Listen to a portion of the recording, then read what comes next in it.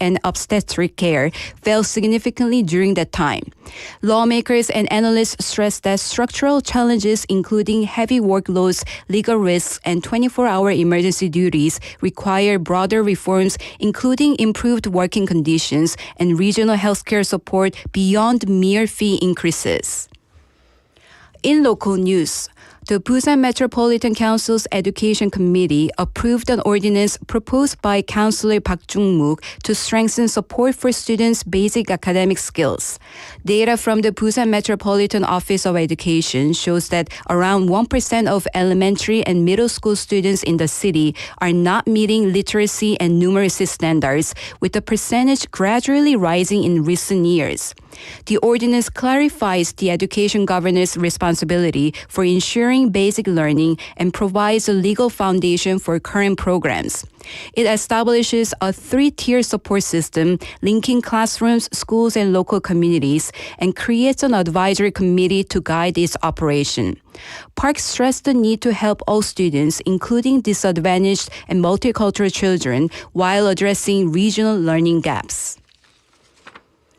National Assembly members Kwak Kyu-taek from People Power Party and Min Hong-chul from Democratic Party reintroduced a special bill to diversify water intake sources in the Nakdonggang River Basin. Kwak emphasized that algae blooms and droughts in the climate crisis are not just environmental issues but threats to public survival, and the government must ensure access to clean water. The bill outlines government responsibility for clean water, aid for intake area communities, local development, and faster diversification of water sources. Kwak noted that with community consent, the bill would significantly improve water quality for Busan and Eastern Gyeongnam residents and pledged to secure its enactment. In international news, yesterday, a funicular tram in Lisbon, Portugal, derailed while traveling up and down a hill, killing 15 people and injuring 18. Lisbon fire authorities reported that the accident occurred around 6 p.m. when a cable inside the tram structure came loose, causing the vehicle to lose control and crash into a building. Among the injured is a South Korean woman who is hospitalized at a local hospital. And now for today's weather. Currently, it is 29 degrees Celsius. Sporadic showers are expected in the afternoon with rainfall of 5 to 40 millimeters. That wraps up this hour's news. Thank you for joining us. You are listening to BEFM, 부산영어방송.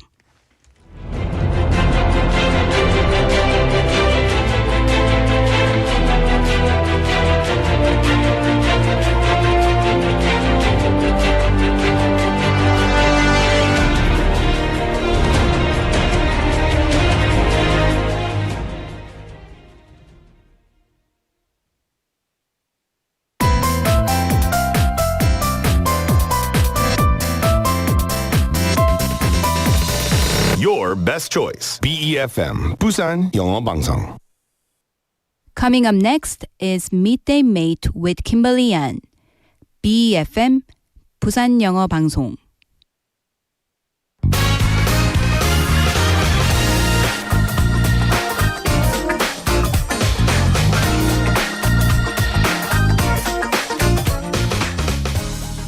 Hello and welcome to the show, everyone.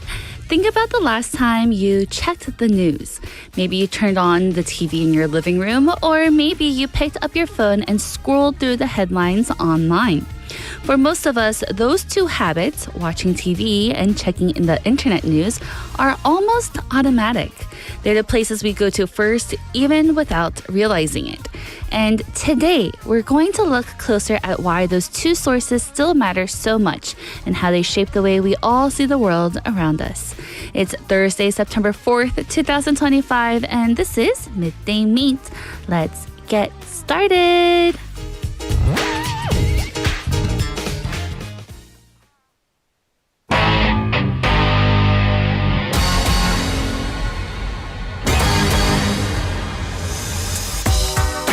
Under a lovely sky, gonna be with you, and no one's gonna be around. If you think that you won't fall, well, just wait till the sun goes down. Underneath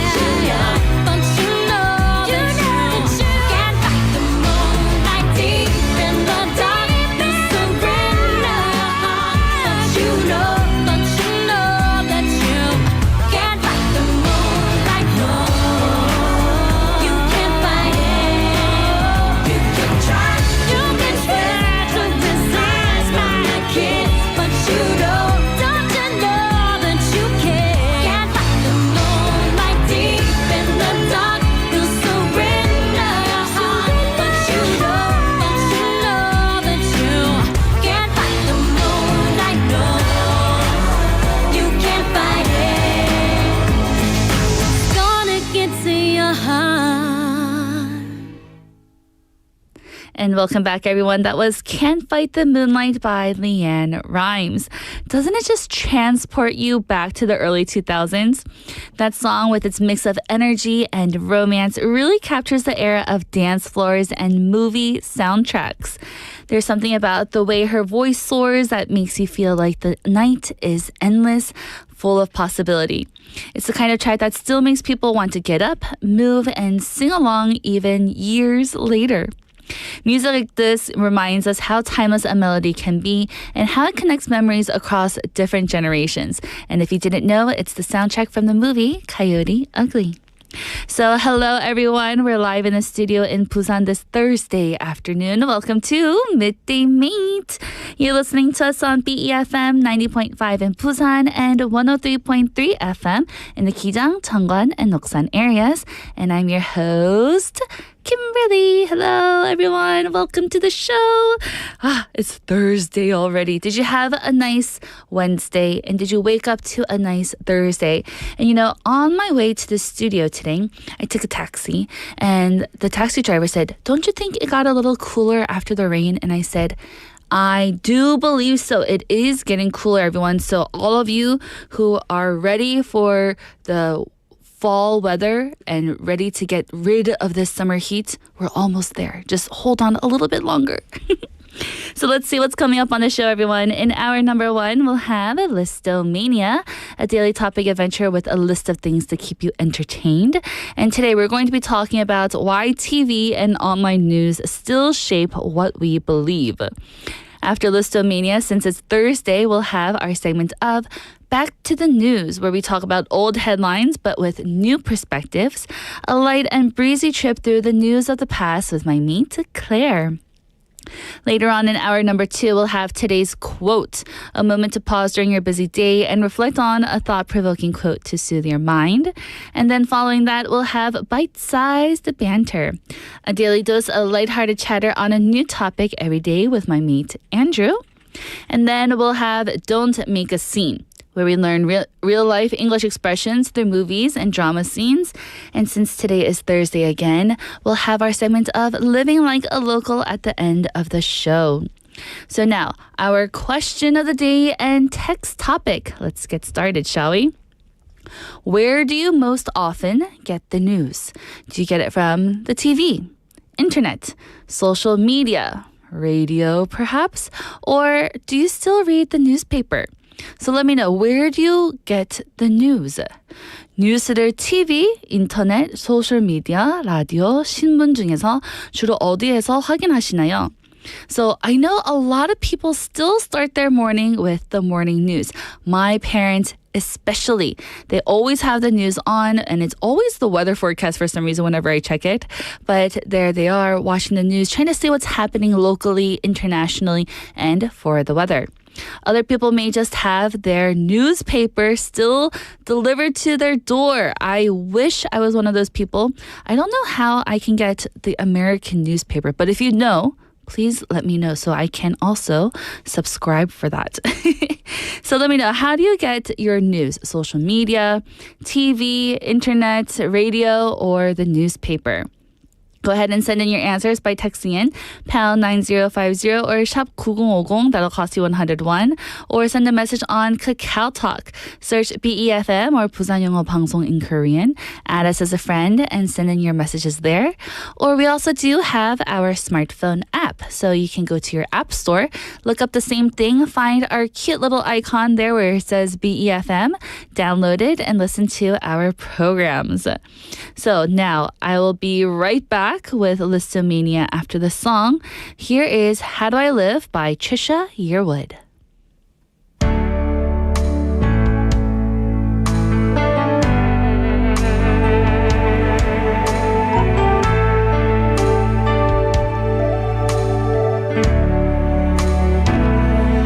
How do I get through one night without you? If I had to live without you, what kind of life would that be? Oh, and I need you in my arms, need you to hold. You're my world, my heart, my soul.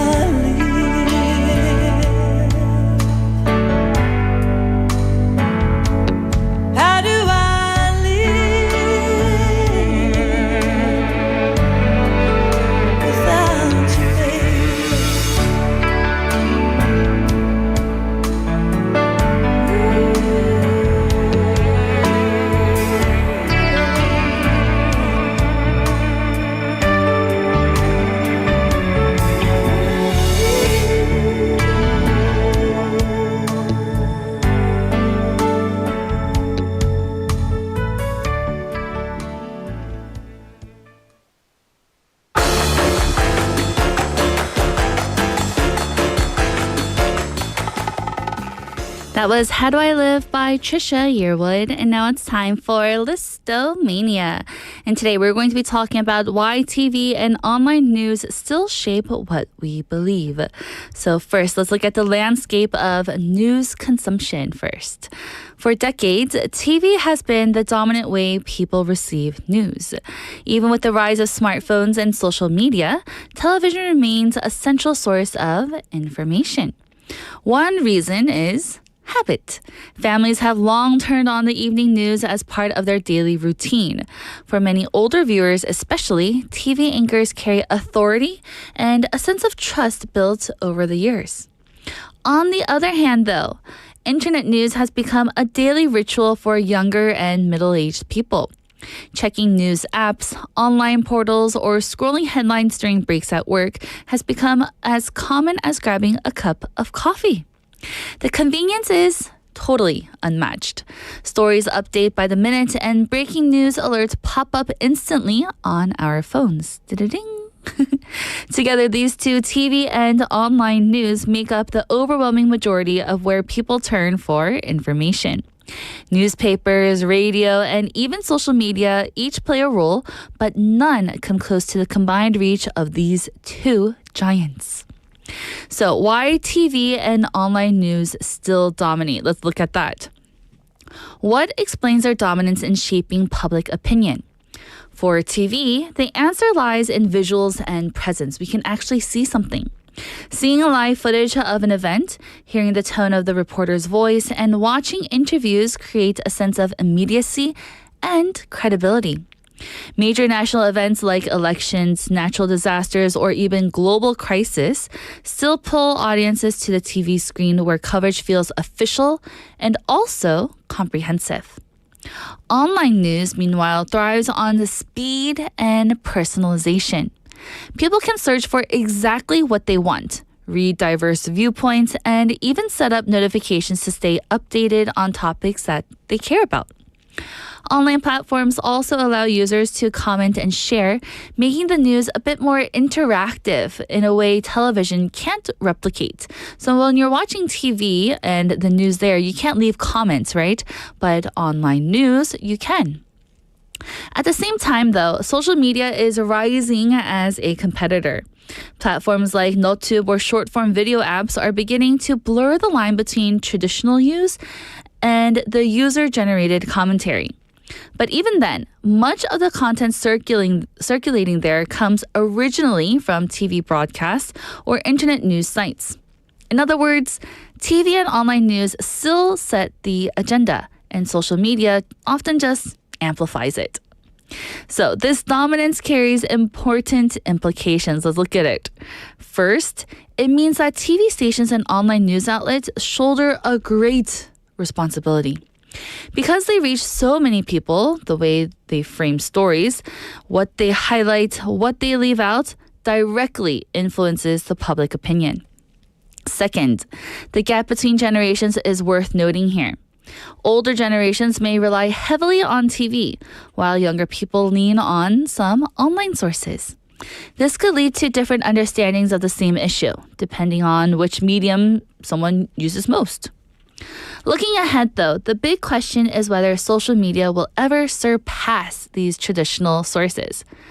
Right now, people still see TV and established online portals as more credible than unverified posts or personal opinions online. It can get a bit, gray there. But younger audiences increasingly want shorter, faster, and more interactive news. That means the balance could shift gradually in the future. For now, though, the story is definitely clear. TV and online news remain the two pillars of shared information world, guiding what most of us believe and talk about every single day. What's especially interesting is how these news platforms shape not just what we know, but how we talk about events in our daily lives. A headline you see online in the morning can become the topic at lunch conversations, while a powerful image on the evening news might stick in your mind long after the broadcast ends. In this way, news outlets influence the rhythm of public conversation, deciding which issues rise to the surface and which ones kind of fade into the background. This influence doesn't always come from bias or intention. Often, it's simply the result of what gets the most coverage. But either way, the stories we see most often come from the ones we care about the most. At the same time, this influence invites us to think critically as consumers, as we are the ones that are watching. If one station, site, or app can shape national debates, then it's worth asking where those stories come from and what voices might be missing. The power of TV and online news lies in their ability to amplify, but our responsibility as the people who are watching lies in balancing that with curiosity and also a bit of skepticism. By seeking out diverse perspectives, comparing coverage across sources, and reflecting on how stories are framed, we give ourselves a more complete picture. In the end, it's not just about what the media shows us, it's also about how we choose to engage with it. So if you're watching the news just on one news site, make sure that you go ahead and watch it from others so that you can get the bigger picture there. So that was our Listomania for today, everyone, on why TV and online news still shape what we believe. With that, let's take a song break. Here is My Curly Hair is Dancing in the Light by Sung-mi. Another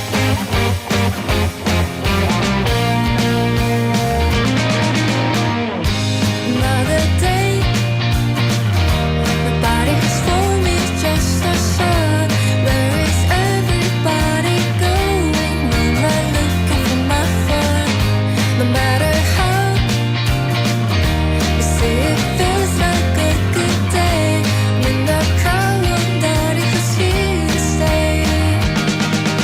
Sometimes it feels like my favorite friend. Wish I didn't have this curly hair. Nobody stops to say, if I could chase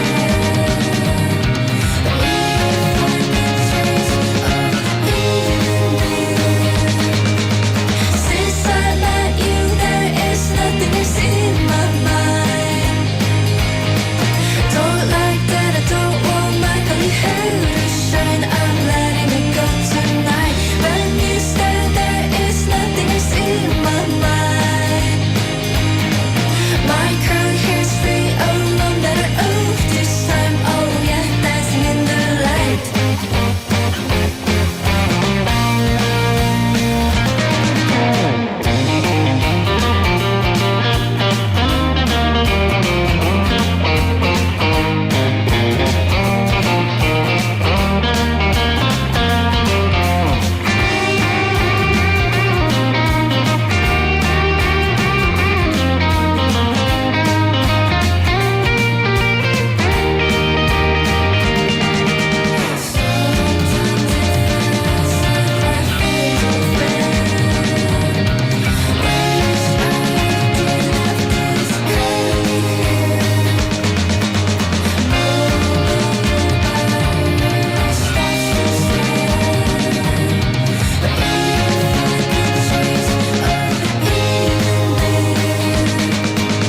Since I met you, there is nothing else in my mind. Don't like that, I don't want my curly hair to shine. I'm letting it go tonight. When you stare, there is nothing else in my mind. My curly hair's free, oh no better of this time. Oh yeah, dancing in the light. When you see my eyes, there's nothing else in my mind. Don't like that, I don't want my curly hair to shine. I'm letting it go tonight. You read my mind, but nothing is in my mind. My curly hair's free, oh I'm better of this time. Oh yeah, dancing in the of this time. Oh yeah, dancing in the light.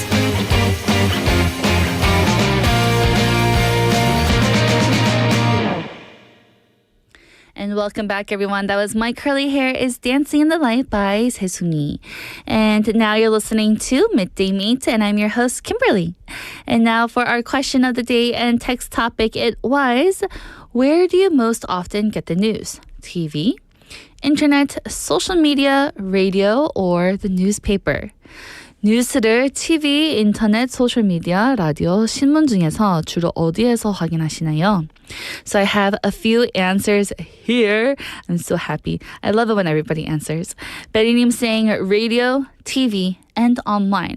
Still, as we need to enter into the digital age, I guess I love to know that with the different angles of it. That's also good too, to get it from different sources. As we just said in Listomania, it's very nice for you to get the overall picture of what's happening. Juliet Neem says, I usually get the news from online newspapers.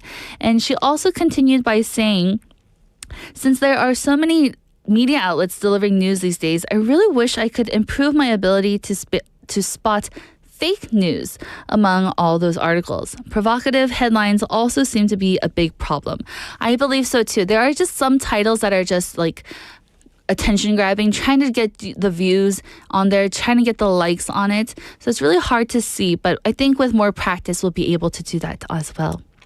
I have an answer here from Manakdo Yonganim saying, I usually get my news from TV. And sometimes I hear it from my husband. When he reads a morning newspaper, he shares important news with me while I'm preparing breakfast. And I think that is so cute. I can just imagine. I don't know what Manakdo Yonganim looks like or what her husband looks like, but I can just imagine a couple, like she's preparing like eggs by the stove and he's reading the news out to her. So nice. Such a cute little couple there. I have another answer here from JS Kim Nim. Hello, saying I get some news from the internet and the mobile web. And also last one here from Sang Yun Nim saying, I'm not flattering, but actually I get the news from Morning Wave every day. I tune into BEFM while driving for my wife's work in the morning. Hence, Kat and Haley are my news sources. That is so good too. I love rewatching Morning Wave also. And sometimes I'm like, oh, that happened. And then I learn from Kat and Haley also.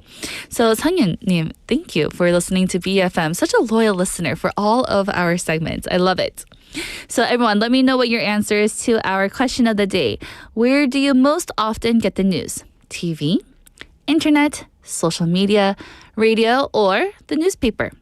Go ahead and send in your answers by texting pound 9050 or shop 9050, or you can send a message on Kakao Talk after adding us as a friend, or even leave us some comments on our smartphone app after downloading and listening to our programs there. So now, everyone, I will be right back with our Thursday segment.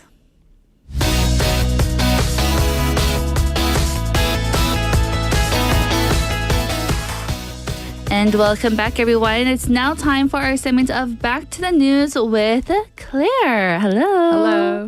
How are you doing today? I'm well, thank you. Well. So for Listomania, we're talking about how people get their news, and lots of people get their news from TV and also the internet still.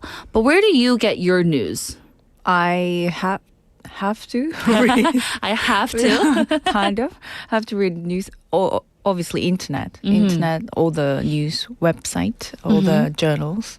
Yes, I think with that too, because the internet gives us like real time, real updates. Like, for example, some of them on top will be like updated 36 minutes ago. And I love that because then you're able to see what has changed since just when they have first posted it. Great. Well, Claire, it's time for Back to the News. I always love our Thursday segments here. Yes. And it's September 4th. Oh already, my goodness. Yes. And we're rewinding to a year when K-pop was quietly rewriting its own future. Claire, what comes to mind when you think of the year 2013 and K-pop? Well, 2013 feels like a whole different era. Yeah. I was still scrolling through playlists on my trusted, MP3 player, and K-pop videos were starting to break into global feeds. Back then, nobody knew that a rookie group debuting that summer would end up, taking over the world. Let me guess. Over the world. Rookie group was none other than BTS. That's right. Let's dive into how 7 young artists turned uncertainty into history, shall we? Yes. So take us back to June 2013, Claire. What was it really like when BTS first arrived? Were they already polished global icons in the making? No, oh no, not even close. If you saw them then, you'd never guess what they'd become. Picture 7 rookies in oversized hip-hop gear, which is pants so wide they looked like camping tents, chains swinging, caps tilted sideways. You know, I remember also, like, that was like the cool thing to do, to wear like hip hop clothes back then in 2013. That sounds more like a middle school talent show than the future of world stars, but keep going. Exactly. And then they hit the stage with No More Dream. Instead of singing about first love or summer crushes, they shouted, "What's your dream? Why are you living someone else's plan?" Bold, especially for rookies and everyone. If you're on our YouTube live stream right now, you can see BTS 2013 all wearing black hip-hop clothes with some gold chains bling-blings, and yes. hats and sunglasses. Oh my goodness. Right? Most new groups played it safe. Fun party tracks, bright smiles. BTS went straight for rebellion.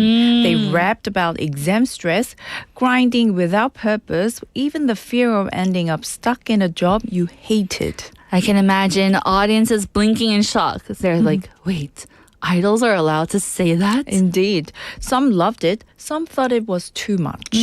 And honestly, their debut didn't blow up the charts. So no instant fame for BTS. No, not at all. They weren't coming from an established giant, so no guaranteed spotlight. Their performances were solid but not flashy. Some critics even predicted they'd fade quickly. Oh no, that must have hurt their feelings also. Definitely. And behind the scenes, it was even rougher. They crammed into one tiny dorm room, bunk beds stacked, living mostly on instant noodles. Well, that's the least glamorous idol life I've heard of. Totally. They worried about rent, about survival, whether they'd even get a second chance on stage. So I guess they were really the underdogs, right? Completely. But while the mainstream wasn't paying attention, a few fans noticed. The birth of their fan group called Army. Exactly. It wasn't millions yet, just small online groups translating lyrics, posting shaky fan cams, practically yelling into the void, "Listen to these guys."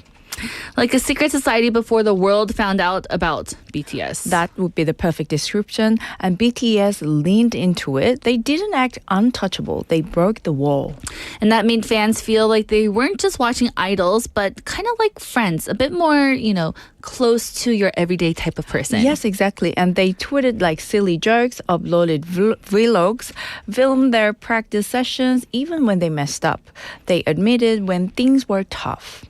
So let's talk about the members. Even then, did they each stand out? Oh, yes, because first RM, obviously, everyone had their unique colors. RM with sharp-witted, articulate. Even back then, he was the one translating the group's chaos into focus. Yes, I remember that RM was one who spoke English also, right? Back then? He's the speaker. Yes, so kind of like the glue that held the storm together. Exactly. Then Suga, the quiet producer type, he'd be up late crafting beats, balancing intensity with his calm presence. Yes, he's like the night owl of the group, always working at night. Totally. Then there's J-Hope, pure sunshine. His dancing was explosive, his energy infectious. He made rehearsals feel like parties. Yes, so contagious with all his smiles and the laughter. Happy smile, yes. Every group needs that one person who kind of just lifts the mood, right? Yes, exactly. And Jin played that role too in his own way. The oldest, always cracking dead jokes. Even if no one laughed, he kept everyone grounded. The designated comic relief. Exactly. Then Jimin, relentlessly in practice, always pushing himself and hitting those emotional high notes that gave you goosebumps. Yes, a true vocal and perfectionist. Yes, and V was the wild card, quirky, unpredictable. He'd say things so random it broke any tension in the room. So the one that made all of us on our toes and keep guessing. Oh yes, and finally Jungkook, the baby, just 15 when he joined, but already ridiculously talented. He could sing, dance, rap. He even edited videos as well. Everything at the age of 15? 15. What did I do in 15? Yes, a complete all-rounder from the start. Oh my goodness. So 7 rookies, 7 different personalities, as you just explained, but together they just clicked. Exactly. And that mix made that relatable. I guess that's a wild mix of personalities there. Yes, it was. And it made them relatable. They weren't perfect superheroes. They were 7 very different young men trying to make it work together. And their themes, school pressure, parental expectations, the fear of being ordinary struck a chord. So for fans, it must have felt like BTS wasn't performing at them, but speaking up for them. Right, exactly. One fan described it as BTS saying the words we were too scared to say. Think about it. Most pop songs tell you how to feel. Like fall in love, be happy, party harder. But BTS said, we're anxious, we're frustrated, we're searching. That honesty became their superpower. I guess that's what explains why the early ARMY fans were so loyal, even when BTS wasn't topping the charts. Yes, those first fans weren't casual listeners. They were defenders. They translated lyrics for each other, argued with skeptics online, and literally handed out flyers outside music stores to spread the word. Being ARMY in 2013 meant committing to something you believed in, not just following a trend. Wow, that must have been so electric if you were in ARMY back then. If you were, let me know. To feel like you're a part of something before the world even noticed, I feel like that's a big thing. Like I was the one who supported them knew first. it like this. Oh, completely. And over time, the royalty paid off. But in 2013, it was about survival. BTS didn't have guaranteed success. They had to prove themselves with every performance, every practice video, every late night post. And now looking back, it almost feels a bit unbelievable. Right? If someone had said back then, these 7 rookies will one day sell out stadiums around the world, address the United Nations, and even be invited to meet world leaders, people would have laughed. Yeah. Yet the foundation for all of that, persistence, honesty, connection, was already there in 2013. You know, I don't remember their debut song or anything or video. Neither. It made me want to watch it again. Careful that that's how it starts. First, it's No More Dream. Then you're 3 hours deep into BTS funny moments, compilation. Suddenly it's 3 a.m. and you're crying over a clip of them eating ramen in 2014. Oh no, so been there, done that, don't want to do it again. So Yes. Before we both vanish down the rabbit hole, let's take a music break and let it speak for ourselves. So let's go back to 2013, everyone. This is BTS's debut single, No More Dream.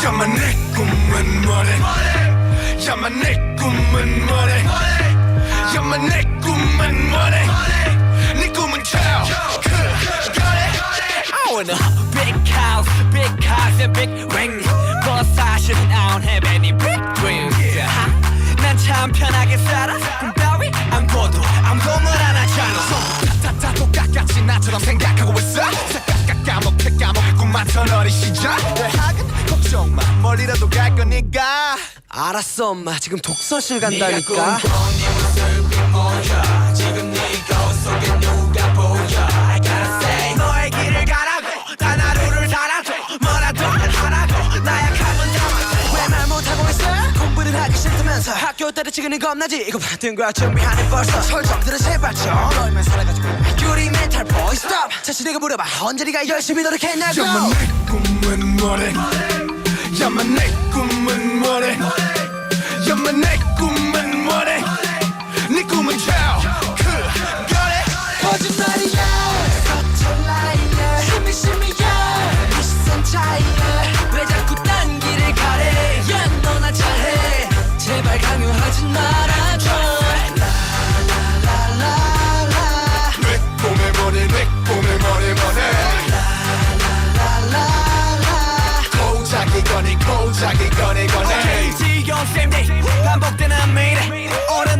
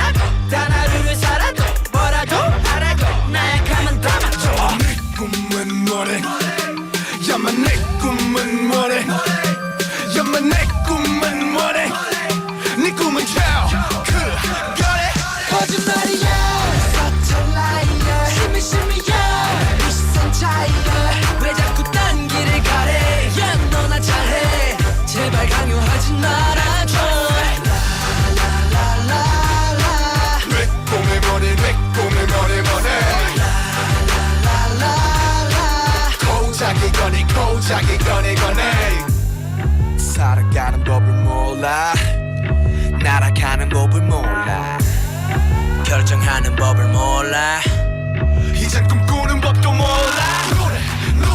눈을 떠났다 이제 춤을 춰봤자 다시 꿈을 꿔봤다 너 꿈을 대지 마 춤을 대지 마 거짓말이야 이 시선 차이야 왜 자꾸 딴 길을 가래 야 너나 잘해 제발 강요하지 말아줘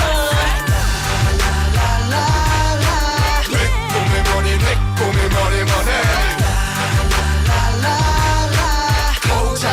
고작이 거니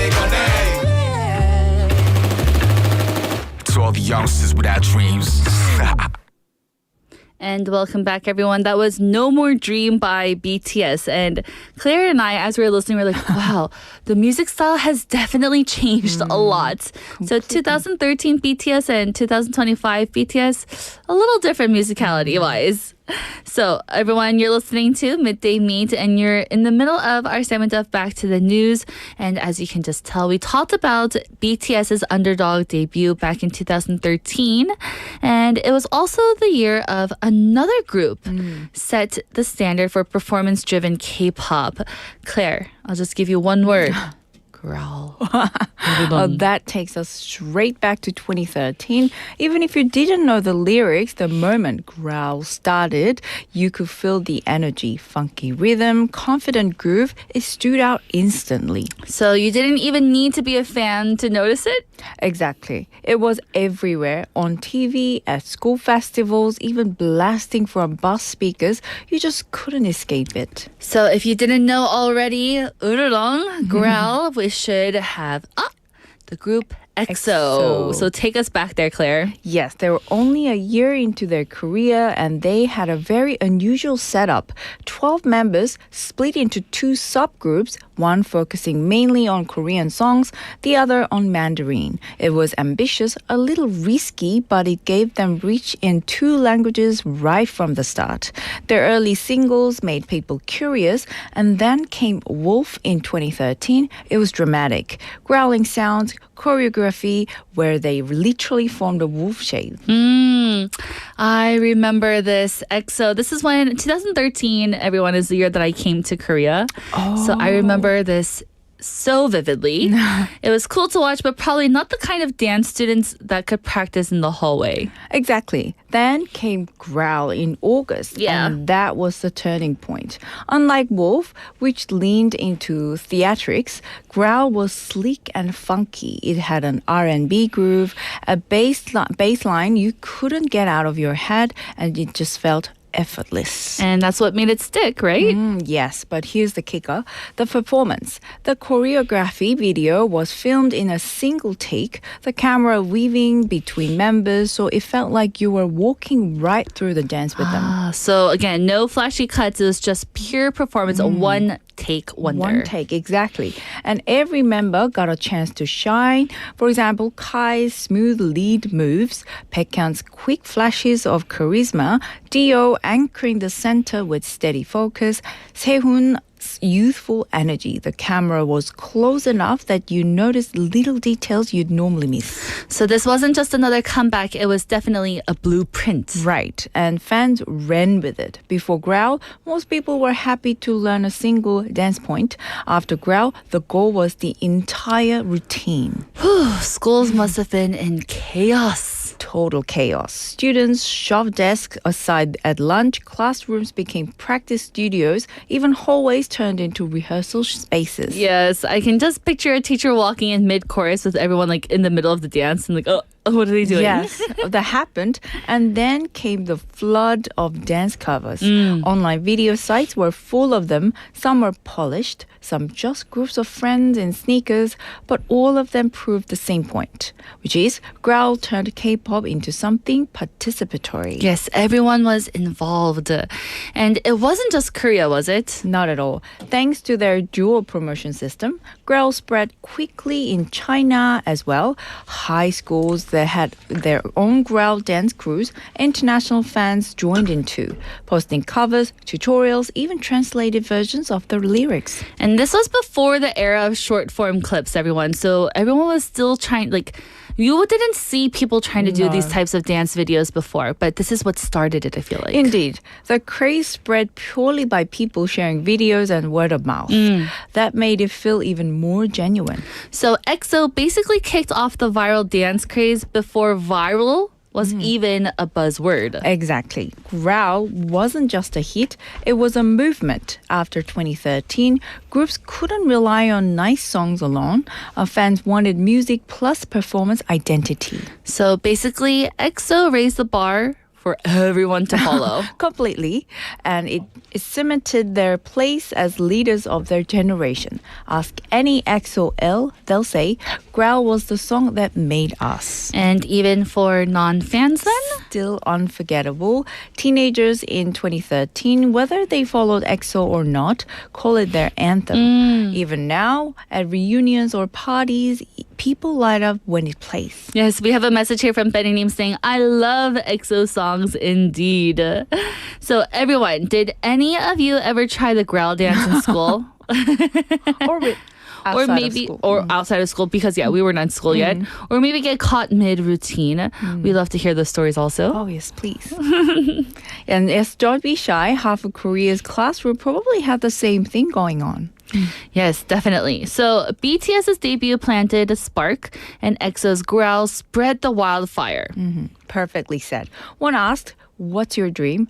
The other gave you the beat to move through it. Yes, and with that, let's leave the dancing to EXO. We don't need to go up and do that. Yes, Growl turned classrooms into concert stages and made every hallway feel like a rehearsal room. And as you know, lots of people know already on the air that I was a roommate with an idol from FX, Amber. And I remember December 25th of 2013, there was a SM Town concert. Oh, yes. And they did FX and XO. And that's when I was like, wow, they're so cool. And I remember going over to SM studio also because Amber had a dance practice. Oh, wow, yeah. And one of the XO members were there. And then everybody, I forget, they went out to go get, I think, water at the convenience stores. But I was too hot, so I didn't want to go out. So I just stayed there waiting, and one of the EXO members was there, Sehun, and I was like, that's when I couldn't speak Korean. I couldn't speak Korean much. I was like, hi, Sehun, I am Sehyoung. Oh, that's my Korean name. Yes, I couldn't be like, oh, my name is Kimberly. So I needed to say my Korean. I was like, Sehun, Sehyoung. We're both Se. I remember that conversation. It was so, I don't know why I did that. Though. I don't know why I did that, but that's my one memory of Oh, wow. EXO. You actually had a chat with him. Wow. Like 10 No, seconds. not a chat, yeah, but had a 10 moment. seconds. Uh-huh. A moment to chat with him. So long ago, everyone. Again, 2013, 12 years ago, when I was a totally different person, and he also probably was. So, oh my. I have a picture here from also the SM Town concert. Very fun days, but Wow. no more concerts for me.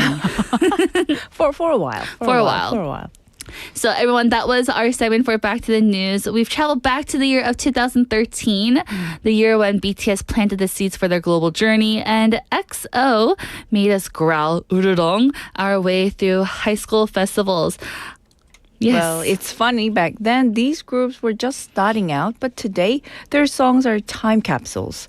They remind us that big cultural moments often start small, sometimes even overlooked. Yes.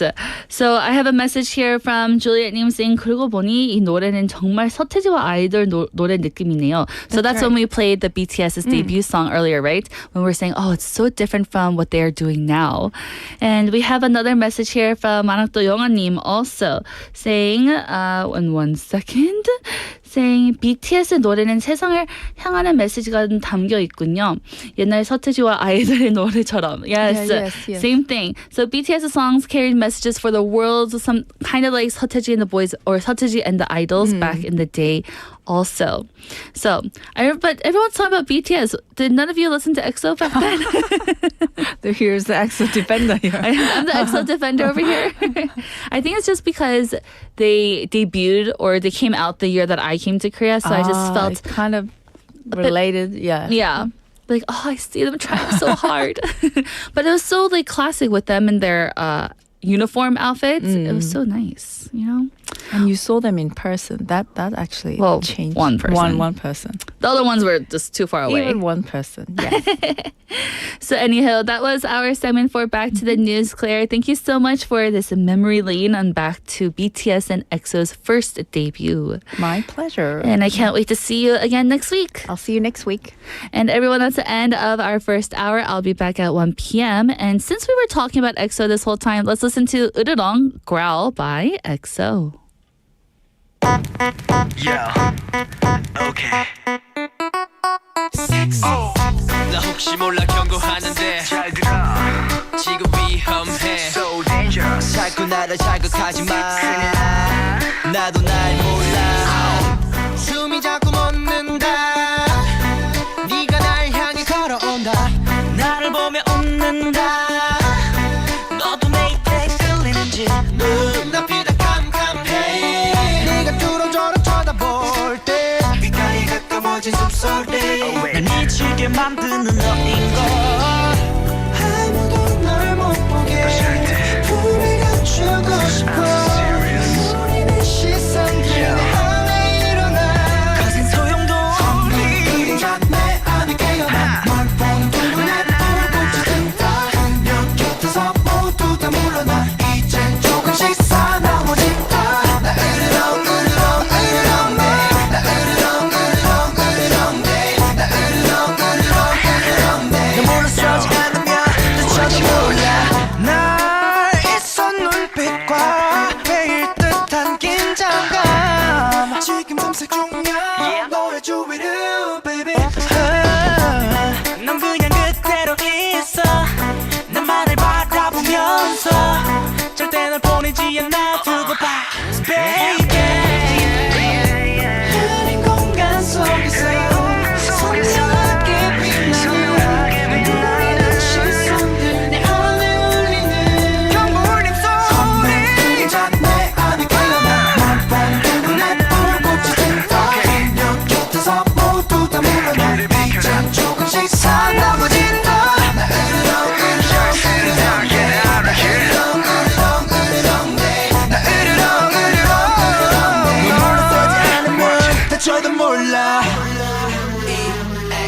yeah. 또 다른 늑대들이 보세라 너무나 완벽한 내 여자라 품속엔 부드럽게 너를 안고 너만을 위해서 나는 난폭해지고 결국엔 강한 자가 없게 되는 미 자리가 없으니까 그냥 돌아가 가는 산채로야 다르니까 그만 봐 그녀를 넘본다면 나를 먼저 넘어봐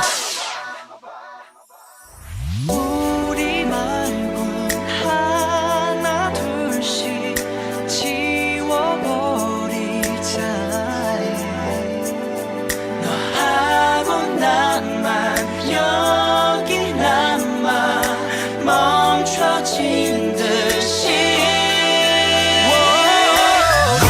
그림자 내 안에 깨어나 널 보는 눈에 불꽃이 든다 그녀 곁에서 모두 다 물러나 이젠 조금씩 사나워진다 나 으르렁 으르렁 으르렁 나 으르렁 으르렁 으르렁 나 으르렁 으르렁 으르렁 너 물러서지 않으면 다쳐도 몰라 나 으르렁 으르렁 으르렁 나 으르렁 으르렁 으르렁 나 으르렁 으르렁 으르렁 너 물러서지 않으면 다쳐도 몰라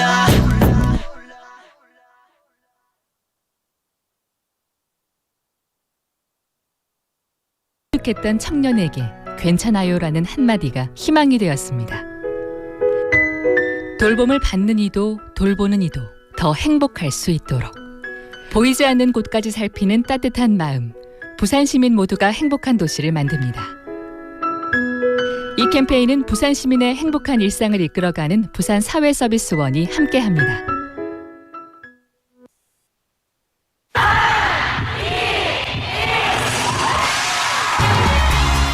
부산의 축제, 어디까지 즐겨보셨나요? 과거와 현재, 미래가 공존하는 항구도시 부산. 이곳 부산은 계절을 물들이는 다양한 축제로 늘 풍성합니다.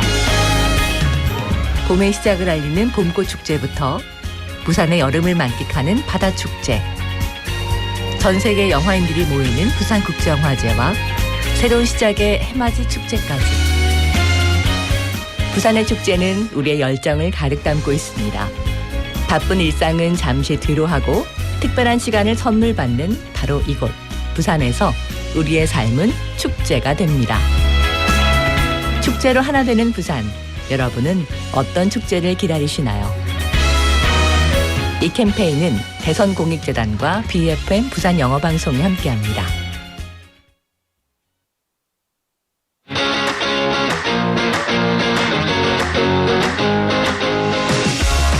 My school, my story.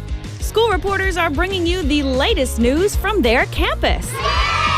From April to December, the school reporters will cover all the exciting moments of school life, bringing you student voices, campus news, and special interviews.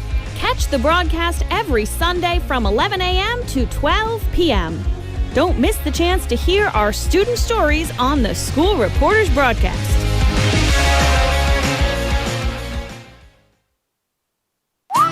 김밥가게 박 사장님도, 문구점 김 사장님도, 우리 부산의 경제를 움직이는 사람들. 우리 동네 작은 가게로 향하는 발걸음이 우리 부산의 경제를 키워가는 한 걸음입니다. 부산 방송광고 발전 협의회.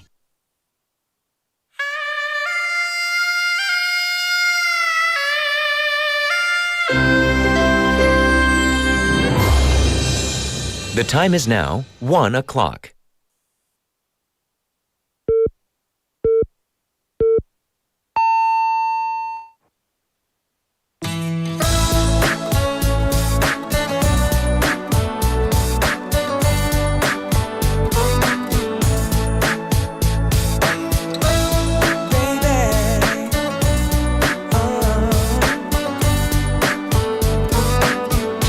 Even in my heart, I see you're not being true to me. Deep within my soul, I feel nothing's like it used to be. Sometimes I wish I could turn back time. Impossible as it may seem, but I wish I could so bad, baby. Quit playing games with my heart, with my heart, my heart. I should have known from the start, from my heart, my heart, my heart. I live my life the way to keep you coming back to me. Everything I do is for you. So what is it that you can't see? Sometimes I wish I could turn back time. Impossible as it may seem, but I wish I could so bad, baby. You better quit playing games with my heart, with my heart, my heart. I should have known from the start, from my heart, my heart. Quit playing games, baby, baby. The love that we had was so strong. Don't leave me hanging here forever. Oh, baby, baby, this is not right. Let's stop this tonight, baby.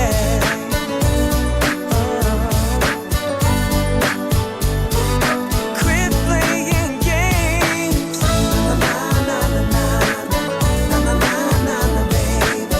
Na na na na na. Sometimes I wish I could turn back time. Impossible as it seen, but I wish I could so bad, baby. Quit playing games with my heart, with my heart, my heart. I should have known from the start.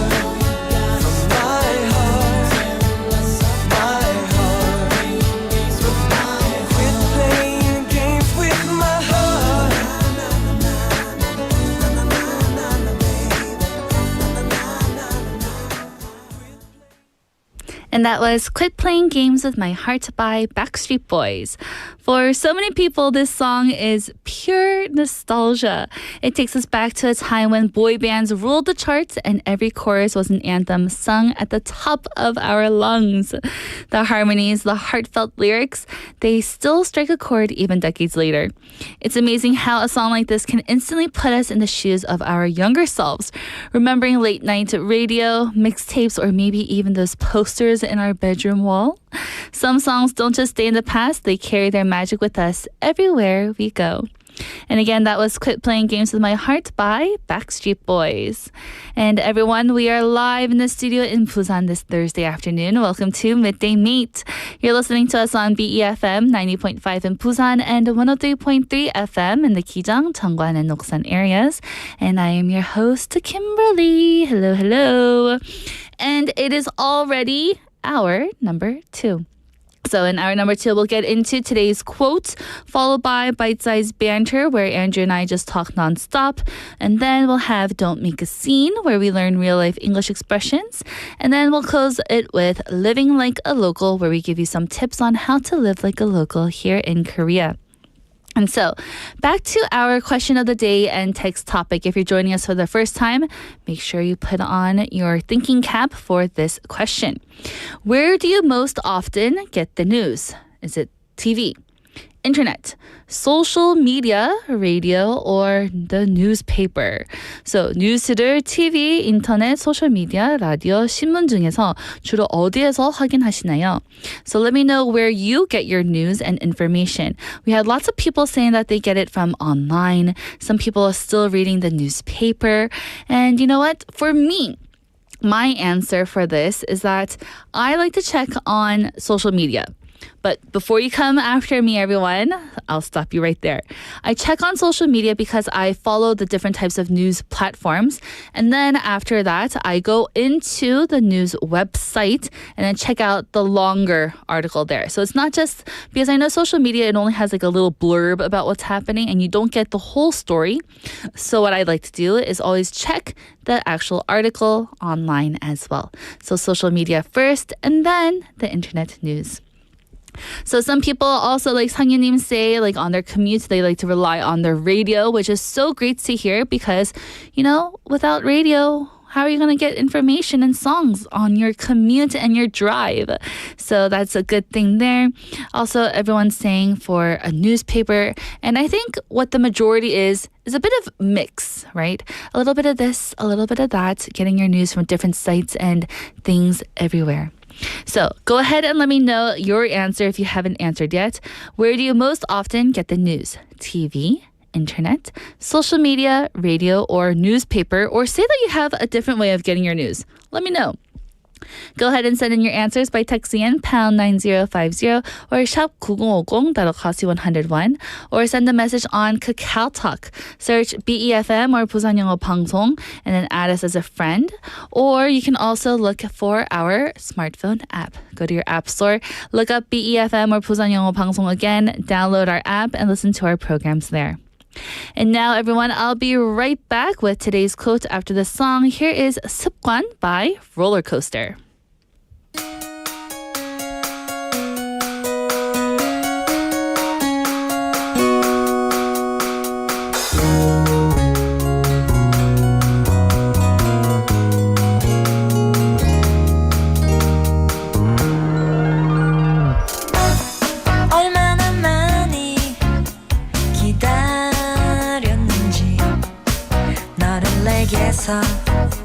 깨끗이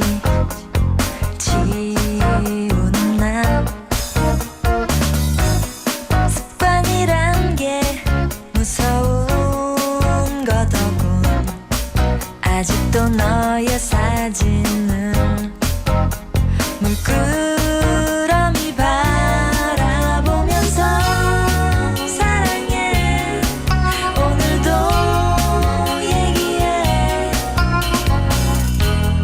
믿을 수 없겠지만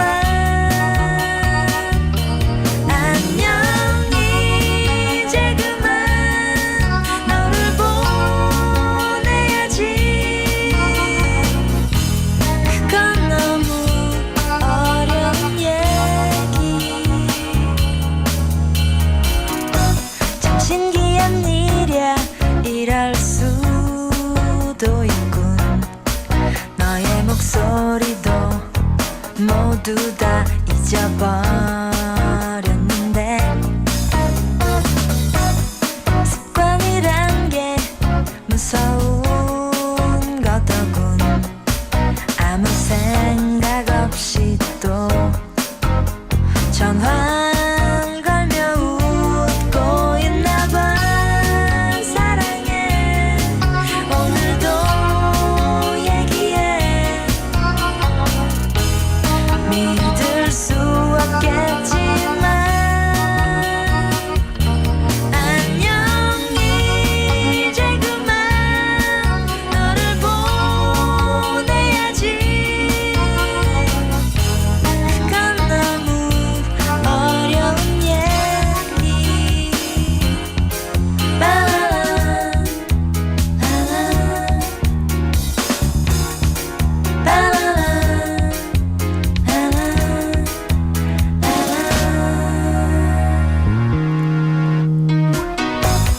습관이란 게 무서운 거더군 아직도 너의 사진을 물끄러미 바라보면서 사랑해 오늘도 얘기해 믿을 수 없겠지만 안녕 이제 그만 너를 보내야지 그건 너무 어려운 얘기 안녕 이제 그만 너를 보내야지 그건 너무 어려운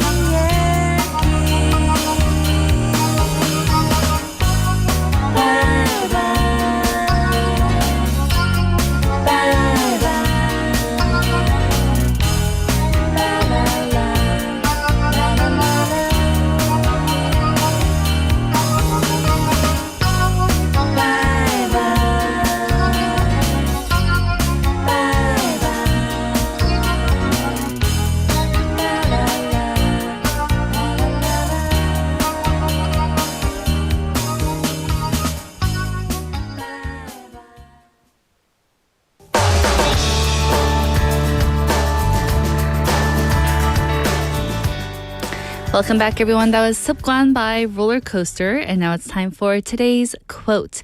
And the quote is, when the flood of truth becomes a drought, liars fill the vacuum. Let me get that one more time just so that you can wrap your head around it. When the flood of truth becomes a drought, liars fill the vacuum.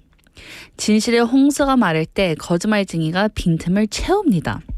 So what a striking sentence that is, right? We've had a lot of simple sentences in the past, but today's quote, we have to think about it a little bit.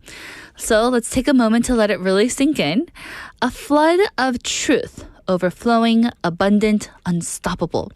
And then suddenly that flood dries up. There's silence. Empty space, and what happens to that empty space?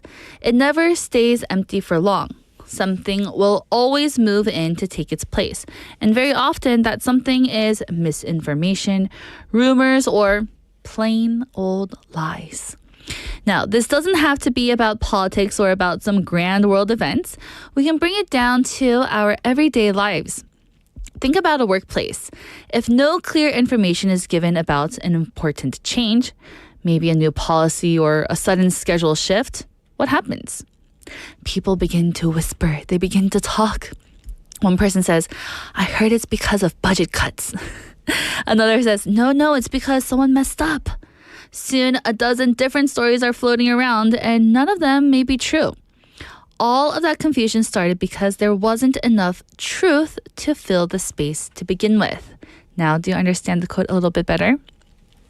It's the same in our friendships and families. Imagine not telling a friend honestly why you've been distant. Silence creates a gap, and into that gap, doubts and assumptions rush in. Oh, maybe they don't like me anymore. Oh, did I do something wrong? In the absence of truth, lies, or at least harmful guesses, fill the air. And of course, in the media landscape, this lesson is even bigger, right? When verified, fact-checked news isn't present or it isn't trusted, misinformation quickly spreads.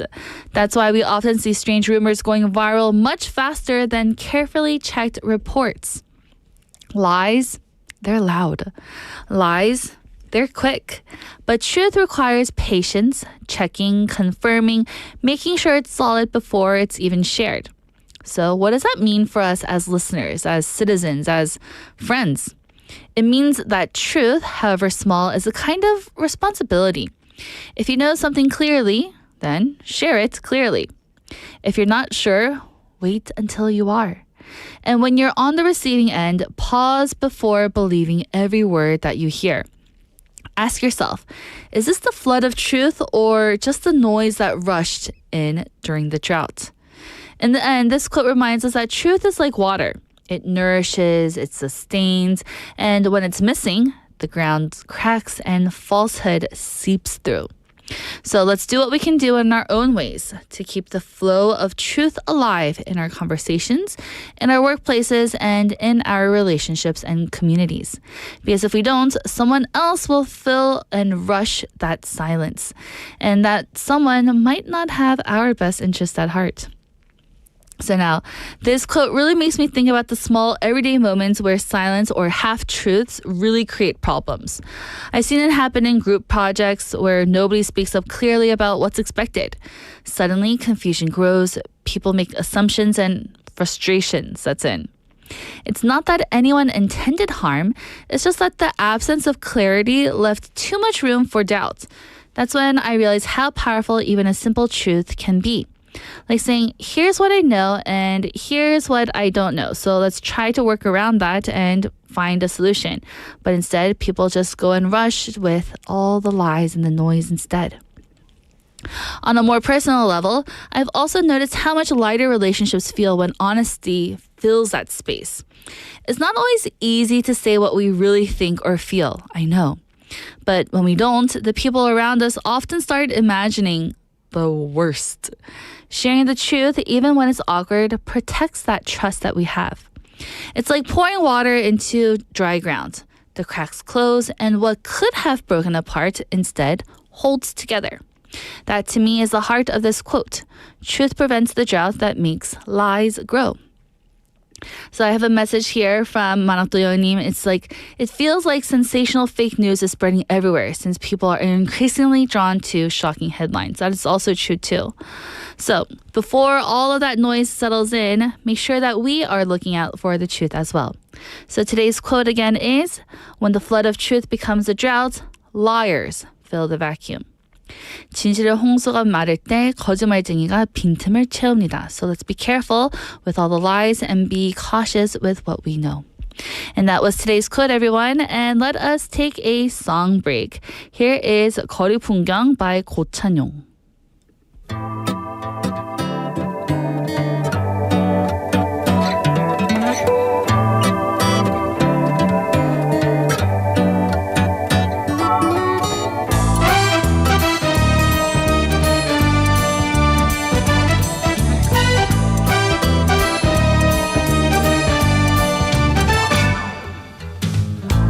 회색빛 구름에 쌓인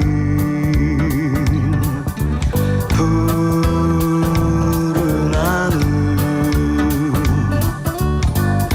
그 속엔 초록색 나무가 보이고 새소리 아름답지요 하나 둘 별이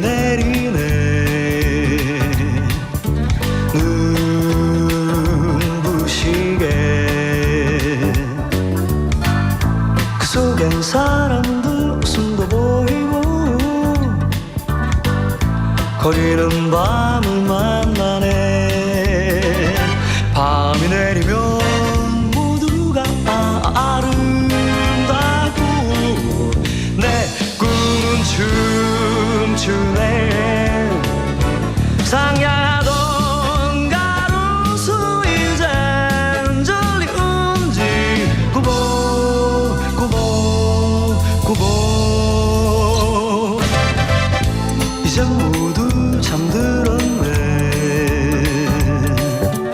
고요하게 새들도 초록색 나무도 모두가 아침을 기다리지요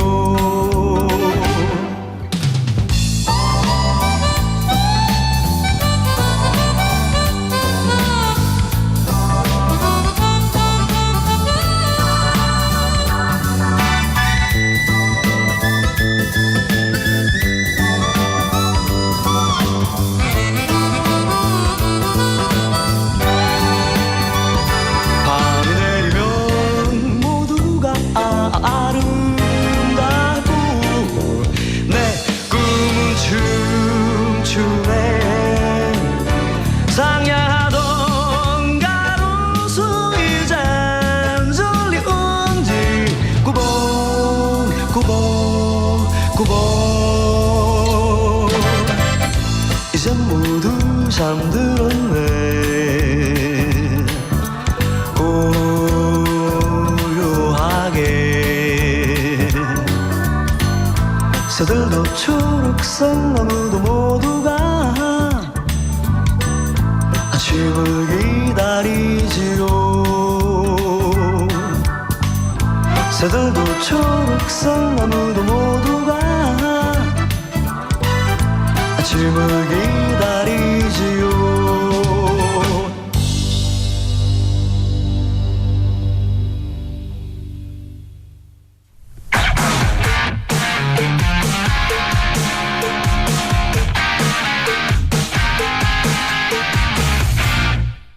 And welcome back, everyone. You're listening to Midday Mate, and now it's time for the awesome segment with the awesome Andrew, which is called the awesome Bite-sized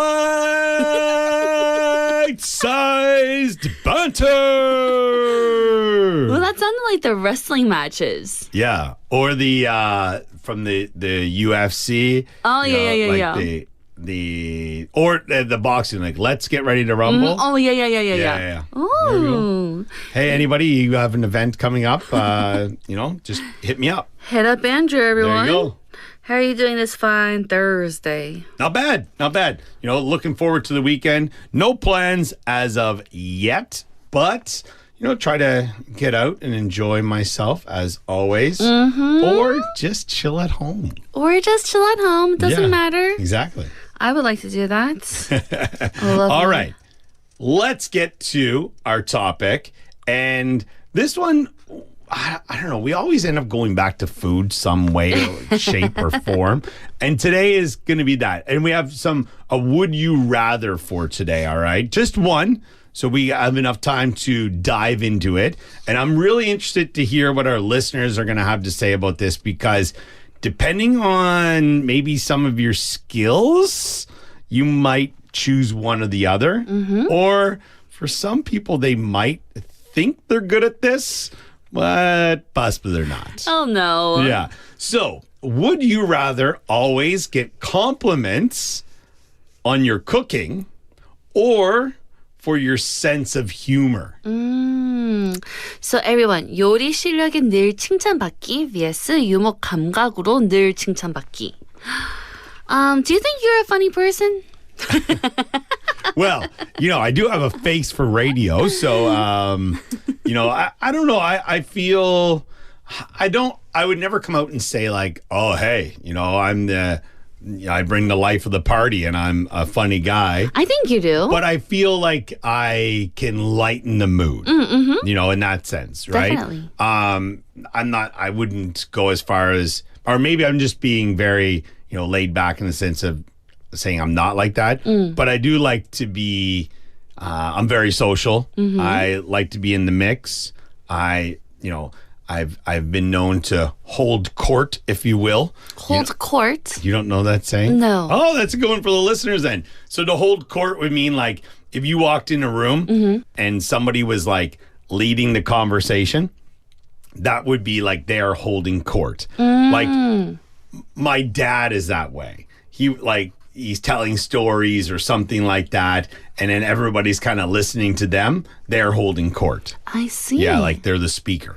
Okay. I understand that now. Yeah. So, and also I'm generally usually the loudest person in the room. So regardless if you want to or not, you're listening to me, people. You're listening to me. But how about for you? Like with cooking, do you feel you're a good cook? Or baker, whatever it is? I don't know. I think, well, my husband says I'm good at cooking. Good job, hubby. He hasn't complained, or he complained once. Yeah? And it made me really self-conscious. Ooh. It's like the first time that I made ramyeon for him. Okay. And how can you mess up ramyeon?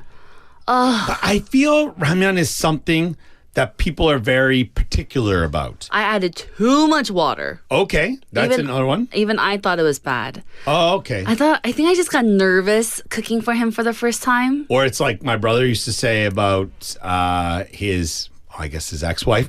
It was like, yeah, she doesn't, cook toast or doesn't burn toast. She sets it on fire. Oh, no. Like that kind of stuff, right? But I would say like, with cooking, especially something like that, like if you're like cup noodles or any of that kind of stuff, you know how much water you want, right? So by putting that trust in someone else, yeah, I could see that. Yeah. So the first time that I made ramen for him, it was a horrible experience. He didn't like it. Yeah. But he still ate it. Yeah, sure. It's because I always cook only one, but I had to cook two that day in the same pot. Fair enough. That's why I didn't get my water measurements correct. All right. Anywho, so since then, I was really self-conscious. But after that, he said all of my cooking was great. Well, yeah, you can't go anywhere but up from there. Yeah, so, hopefully. happy days. It's like you forgot the water altogether. It's just crunchy, right? Okay, there you go. So I don't know. I feel, but if I was going to get compliments on something, I mean, cooking, the only time I really want to hear from other people, like my family will say, oh, hey, thanks for dinner, Dad, or thanks for lunch. And that's good enough for me. But if we're going to like a potluck, like for listeners who don't know potluck, it's, you're going to a party and you bring a dish and everyone brings a dish. It makes it easier on the host, I guess. I always tend to bring like a layered dip. Ooh. Like a nacho dip, right? So like, sour cream and cream cheese mixed. And then there's some kind of like pico, which is like a salsa. And then cheese on top and some seasoning. And then bring the chips. Oh. And it's always a hit. Yum. Yeah, it's been. I haven't had it in a while either. Can you bring it? Maybe I'll try to. Really? I'll we should have a potluck here at BEFM. Yeah, I don't know if I trust everyone's abilities, but yeah. Then a potluck here for Midday Mate. But then you always get the people who are like, I brought chicken. I'm like, you didn't make that. Because I just slaved over this. They're like, no one said I had to make it. Or even worse, I'm the one who brought the soda. Yeah. Or it's just a big tray of muffins from the box store. They're like, yeah, okay. So I think I would rather hear compliments about my sense of humor. Well, I think you would. I think you're very funny. Oh, well, I appreciate that. I crack up the most during our segment. Okay. All right. Yeah. Now I'm going to tune in for the rest of the week outside of this segment and be like, she better not laugh at those lame jokes. That delivery was awful. No, really though. I think for you, sense of humor for sure. But if I was somebody who hosted dinner parties a lot or or if the family was over a lot more, I mean like my extended family, I think then maybe I would want to hear some compliments about, things that I've cooked. Not so much to be like, yeah, I did a great job, to let me know if something was good or not. Right. Because there's always those people who bring a dish to a potluck and you're like, has no one told that person how to measure salt? Or like, whoa, that's not supposed to be spicy. You said it was kid friendly. And it's super 매운맛. 매운맛. For me, I don't think I'm a very humorous person. I think you have a very welcoming presence, and it makes you're very easy to talk to. Yes, but I'm not funny though. No, but I think that also you do. What's the word? Exude like a sense of humor, though. Oh, really? That makes it easier to talk to. Oh. Yeah. Oh, thank you. There you go. All right. I'm going to keep this recording forever. And listen to this segment every night before I go to sleep. Neither one of us will be able to leave the room. Our heads are getting way too big. Yeah, for real. Definitely. But, I would still choose to get compliments over my cooking, though. Yeah? Because I love hosting people. Sure. Ever since we moved to a bigger house, we've been hosting my husband's family a lot. Nice. And even though some of it may be delivery, but at least putting the food out. Yeah. I really liked it. And my brother visited last month, and I was able to host him and his friends, and that was so much fun too. And they said that my cooking was delicious. Yeah, well, then they are very pleasant and polite guests, and they're welcome anytime after that. But also, some people, they're just not going to say anything bad about free food. That's true too. Which I think is great, right? It's always we go to someone's house and my kids try something. They're like, Dad, eat this. I'm like, what? Eat this. Oh my gosh. And then my wife said, why are you so full? I'm like, I ate everything they didn't like. Oh, but you know what? For me, though, say that this question was, would you rather get compliments on how cute you were or my sense of humor? I would still choose cuteness. I don't think I would choose humor for something. Sure. I don't know. All right. No, it's all right. Or if it was if you get compliments about how witty you are or how humorous you are. Yeah, I feel like we all have those friends that they just have one-liners. Like someone will say something. It's usually my British friends and some of their dry humor. Yeah. And they'll come back with something. You're like, how did he just think to say that? Mm-hmm. And then they always use, vocabulary that we don't usually use. Like they just sound smarter. I know, right? But yeah. So you choose, in the end, your sense of humor? Yeah, I'm going to go with that, yeah. I'll go with my cooking. Okay. I think it would have changed if I was in my 20s, because I wouldn't care about cooking in my 20s. Yeah, fair enough. But then in my 30s now, I care more about my cooking than my sense of humor. Yeah. Well, we shall see what the listeners have to say. So everyone, let us know. Would you rather get compliments for your cooking or for your sense of humor? And as I am saying this, I can already imagine some of our mates and their answers. Yeah. I already know what your answers are, everyone. So what Andrew or said. some of them out there who might think they're funny. Oh. Hey, everyone else in the chat, chime in what you think of them if they say, oh, I'm so humorous. No, they have to be nice. Yeah, you are funny. Don't worry. So everyone let us know. Andrew, thank you so much again. And I'll see you tomorrow. Have a good one. Bye. And welcome back, everyone. That was our bite-sized banter segment with Andrew. And again, our topic was, would you rather always get compliments for your cooking or for your sense of humor? Here, Andrew and I had two totally different answers just because his personality is a lot more funnier than mine. I'm not as funny. I'm not as cool. I'd rather just get compliments on my cooking and people say, oh yeah, Kimberly, she can host the best party. She's so good at cooking. So yes, that's mine. Andrew wanted to be funny. Let's look at some of our listeners, right? So Benny Neem saying that he could receive compliments for cooking. So we are team cooking together. And Sangyun Neem saying for humor. I don't necessarily have to get compliments, but I just like to make people laugh and turn the atmosphere to be more enjoyable. Compliments for cooking? I'm a guy living on ramen, so no thanks. I just finished a bowl of ramen for lunch today. Yum. Sangyun-nim, I think you're funny because especially with all the different types of TV shows that you watch from what we have seen in our chat, I'm sure that you're a very funny guy. And from meeting you, you seem like a very nice person also. I have another message here from Marang Tuyong-nim saying, I'd rather be constantly praised for my cooking skills. Me too. Honestly, I don't even expect compliments from other people anymore, but up until now, I've never once heard my husband say, this is delicious. It's not that he says my food tastes bad either. I just can't figure him out.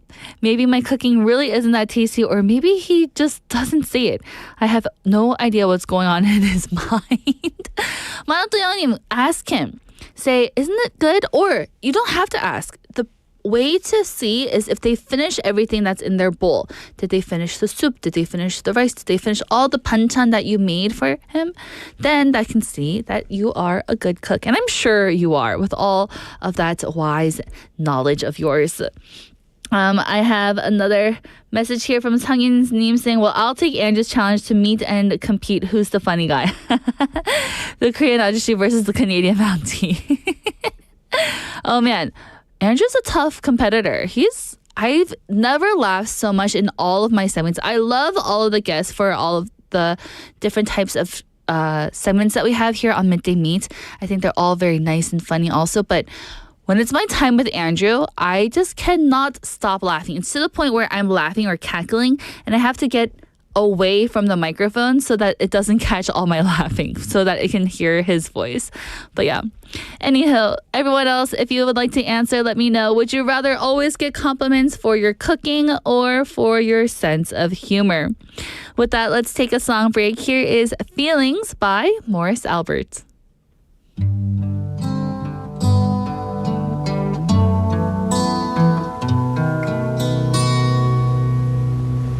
Feelings, nothing more than feeling,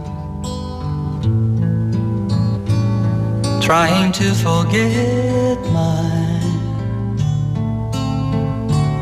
feelings of love,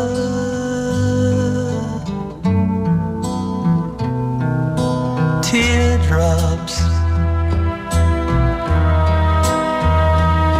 rolling down on my face, trying to forget my feelings of love.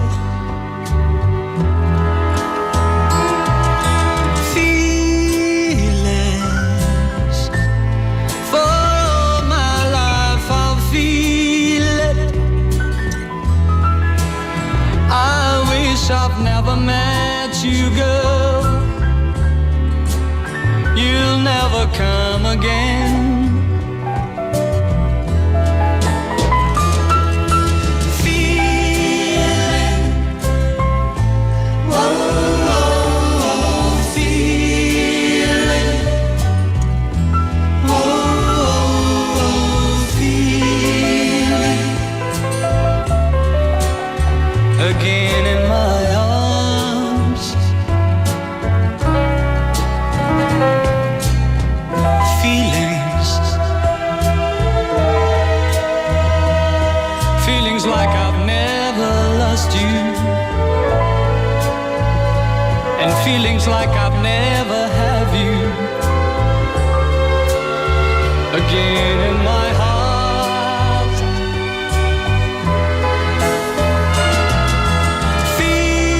Feelings, for all my life I'll feel it.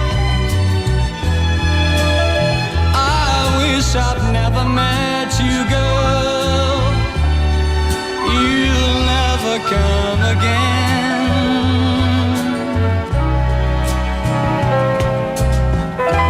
Feelings, feelings like I've never lost you, and feelings like I'll never have you, again in my life.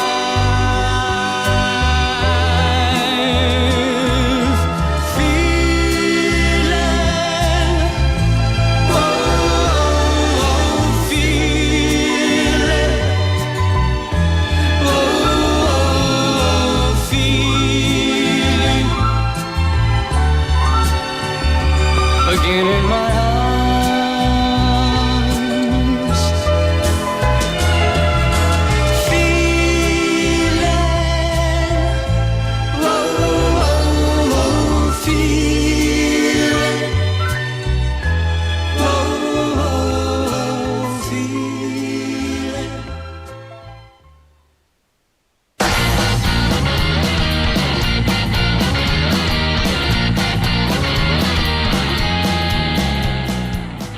And welcome back, everyone. That was Feelings by Morris Albert.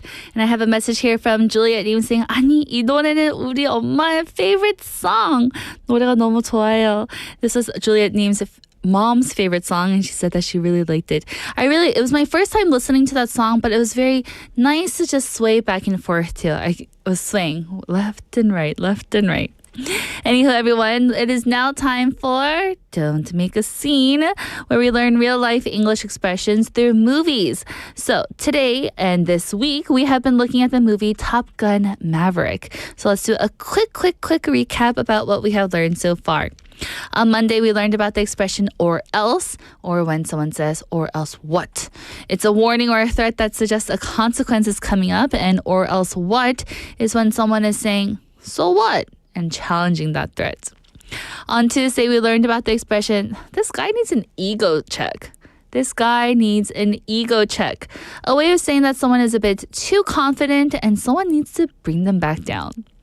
On Wednesday, yesterday, we learned about the expression, we'll see to that. We'll see to that. It's a strong promise that someone will personally take care of something. So today we have another expression from one of the lighter but still intense moments from the movie Top Gun Maverick. The pilots are now about to begin their dogfighting exercise with Maverick, and one of them says, what say we put some skin in the game? What say we put some skin in the game? Skin? How do I put some skin in the game? What does this mean? The phrase, put some skin in the game, means to take on a personal risk, responsibility, or stake in something. It suggests that if you have skin in the game, you're not just a bystander. You're directly involved and the outcome affects you personally. So in this scene here, the pilots don't just train casually. They want a challenge, so they decide to add a consequence. Whoever gets shot down first has to do 200 push-ups. And that's the skin in the game. It makes the exercise more serious because now they have something to lose and a consequence that is waiting for them. So let's look at some real-life expressions here. In business, imagine you're investing in a company. You have lots of money and you're an investor. I wish. If you put your own money into it, you have skin in the game. It means you believe in it enough to risk your own resources and money. For example, the CEO invested his own savings into the project to show that he had some skin in the game. Or let's switch over to sports. A coach might challenge their players saying, if you miss too many free throws at practice, you run extra laps. That's putting skin in the game as well. The players now have something personal at stake. The coach made them put some skin in the game by tying mistakes into extra drills. So every time you miss a free throw in basketball, you got to take some laps around the basketball court. That's putting some skin in the game. Or let's look at something with everyday life. We're not an investor, we're not into sports, but what about us? Let's say you and your friend are debating who can cook the better pasta dish. You guys are saying, I'm the better cook. No, I'm the better cook. To make it fun, you can say, all right, loser buys dessert. Now there is skin in the game because there's a risk for the loser. For example, we put some skin in the game by betting a coffee on who could finish their report first or who could have the best pasta. This expression often shows up in business, sports, or challenges where personal responsibility is key. It's a way of saying, hey, if you really believe in this, prove it by taking a risk yourself. In Top Gun Maverick, the movie, the push-ups aren't just physical punishment. They symbolize the idea that real effort, real consequences make people sharper, more invested, and more competitive. So let me ask you, have you ever put some skin in the game? Maybe by betting a meal with a friend, committing money to something, or setting a personal consequence for yourself. Think about how it changed your motivation. And for me, I love betting things. I always put skin in the game. So say that someone doesn't believe me. So I was like, hey, remember when we did this and we did that? And they're like, no, we never did that. I always put skin in the game. I say, hey, if I can find proof that we did, you owe me $50. That's me putting skin in the game there. Put your money where your mouth is. So put some skin in the game reminds us when you take on personal stakes, you care more about just the outcome. Just like the pilots in Top Gun Maverick, sometimes a little risk makes us try harder and fight higher. So now let's take a song break, everyone. Here is Please Mr. Postman by The Carpenters. Stop. Whoa, yes, wait a minute, Mr. Postman. Wait. Wait, Mr. Postman. Please, Mr. Postman, look and see. Oh, yeah. There's a letter in your bag for me. Please, Mr. Why's it taking Postman. such a long time? Oh, For me to yeah. hear from that boy of mine.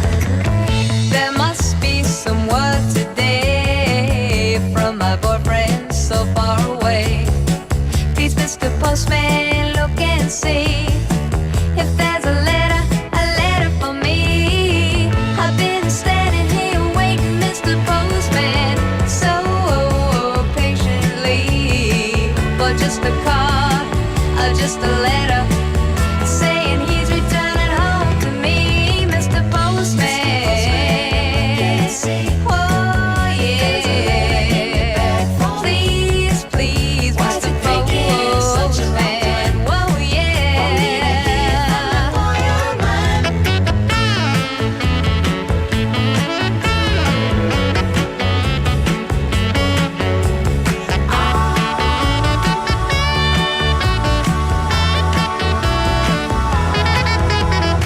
So many days you passed me by. I see the tears standing in my eyes.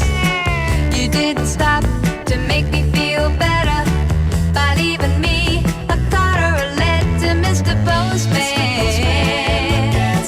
Whoa, yeah. Please, Mr. Postman. Why is it taking such a long time? Why don't you check it and see one more time for me? You gotta wait a minute, wait a minute. Wait a minute, wait a minute. Ooh, Mr. Postman, look and see. come on, deliver the letter. The sooner the better. Mr. Postman.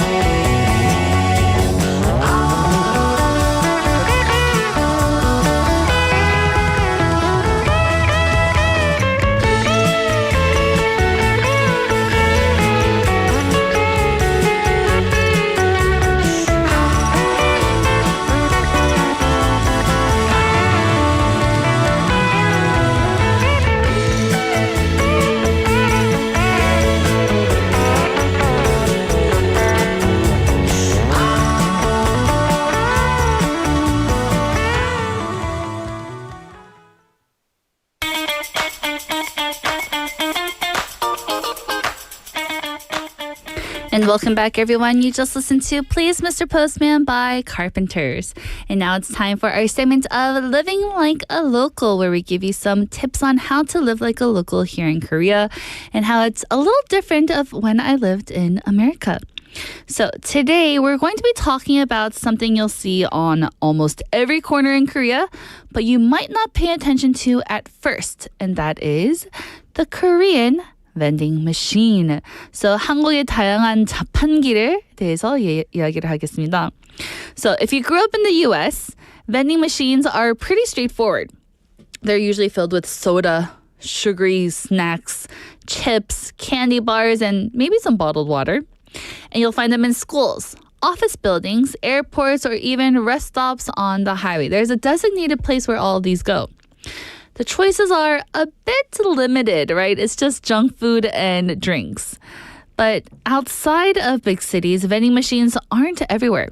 Sometimes they can even feel old, outdated, or a little neglected. So say that you're not in a big city and you're more of a rural area and you see a vending machine, I wouldn't trust it because you don't know how long that's been in there. So when Americans first come to Korea, they're often shocked at how different and how creative vending machine culture is here. So in Korea, vending machines are everywhere. On sidewalks, inside subway stations, in office lobbies, near hiking trails, and even tucked into tiny little alleys. And they don't just sell your ordinary soda and chips. They sell almost about everything that you can imagine. Of course, you'll still find the basics like soft drinks, iced coffee, and bottled water, but then it gets really interesting. So let me go through a list of different types of vending machines that we have here in Korea, and let me know if you've actually seen these in real life. So the first one is hot drinks in a can during the winter, like sweet corn soup or honey tea that can warm your hands as you drink. I thought those were super cool. Something that's hot from a vending machine? Whoa. Next, this is something that has been gaining popularity in the recent years because of social media, and that is ramen vending machines, ramen japangi, where the machine actually boils the water for you, cooks the noodles, and even serves them in a cup. It's perfect for hungry students and night shift workers. Or if not, there's just ramen in the japangi, and you can get it and then put your own hot water in it, and then boom, you have your nice little cup ramen. Or there's also ice cream vending machines, from single bars to family-sized tubs also. I've seen a lot of the ramen and ice cream vending machines over at the rest stops when we're driving. Especially if it's a big rest stop, they'll definitely have it. Or maybe even the coffee machines, right? The coffee vending machines.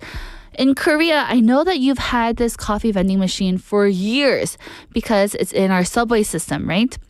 When you go downstairs and you're waiting for the subway, you can be like, I want some hot coffee. You go to the japangi over there. You put, I don't know how much it is now, but maybe like 500won, less than 1,000won for sure. And it comes out with a paper cup and it shoots out the coffee for you, and then you're able to get it and drink it. I thought that was ingenious. Why don't we have that in America? But it doesn't stop at food, everyone. I only mentioned food. And you're like, oh yeah, those are normal. But have you ever seen beauty product vending machines? They sell face masks, lipsticks, and even hand cream. I thought those were also cool, especially because K-beauty is on the rise. We see these different little pop-ups of different stores happening, and then they'll have the vending machine there. I thought that was super cool too. Or we also have toy capsule machines for kids or collectors. And we also have electronic vending machines. Things like phone chargers, earbuds, or even USB fans in the summer. Have you seen them as well? And lastly, have you ever seen the flower vending machine? Yes, you can actually buy a small bouquet from a machine. Great for last-minute gifts. I thought that was super cool. The creativity is endless, and because Korea is so focused on convenience, these machines are usually spotless, well-stocked, and open 24/7. Plus, payment is a breeze. You can not only just use coins and bills, but you can use your credit cards, transportation cards, or even mobile payment apps. So it's super cool. So let me talk about my first impression with one of these vending machines. I knew that Korea had a lot of vending machines, and I knew that it was really cool, but I saw that they were selling bouquets of flowers, right? At first, when I was getting on the train station from Seoul to Busan, I was like, wow, they sell earbuds. Wow, they sell this type of stuff. And I thought that was cool. But flower vending machines, I was like, this is so great. Because for any boyfriend or husband out there, maybe girlfriends and wives also, if you ever forgot to buy flowers, you can always go to these vending machines, just get it, and you have no excuse not to have flowers anymore. You're ready, and your girlfriend or your wife will be happy, or husband and boyfriend. So that was a moment of my realization. Vending machines in Korea aren't just about snacks, but they're definitely about convenience, variety, and solving everyday problems instantly. So, again, to recap, in America, vending machines are limited and predictable with our sugary snacks and drinks. In Korea, though, there's creative, diverse, and basically everywhere. So that was our segment for Living Like a Local today. So the next time you pass by a Korean vending machine, don't just walk by, but definitely take a look. What's in there? You never know what little surprising little treasure that you may find. So with that, everyone, we are close to the end of the show. Our question of the day today was, where do you most often get the news? TV, internet, social media, radio, or newspaper? 뉴스를 TV, 인터넷, social media, 라디오, 신문 중에서 주로 어디에서 확인하시나요? And we had a lot of people say different answers, but I think the main thing is the internet, especially because it just updates so quickly for us. It's nice to get news on the go. But with that, everyone, it is time to wrap up the show. I've been your host, Kimberly, and here's our last song. Here is 보통날의 기적 by Stella Chung. Thank you for listening. Have a wonderful Thursday, and I'll see you all again tomorrow. Bye! I'm waiting for a miracle 내 보통뿐인 나날에 Oh would you be my miracle 난 너에게 늘 감사해 저물어 가는 해는 약속을 하지 않아요 오늘이 지나가도 날 잊지 않길 바라요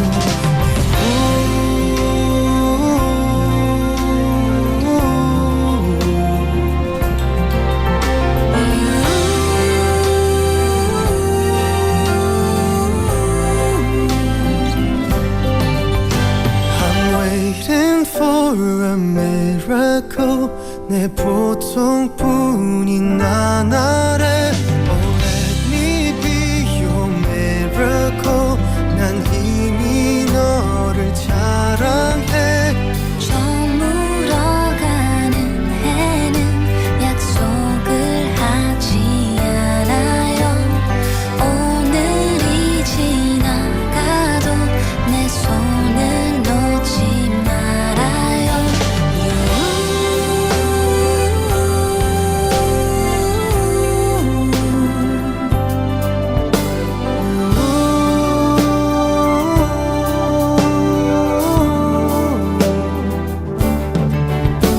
I'm waiting for a miracle 내 보통뿐인 나날에 Oh would you be my miracle 난 이미 너를 사랑해 저물어가는 해는 약속을 하지 않아요 오늘이 지나가도 그대 나와 함께 가요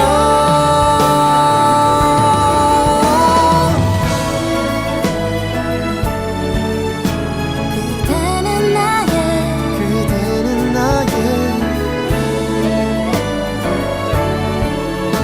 기적이죠 기적이죠 영원을 닮은 기다림 끝에 나를 찾아온 그대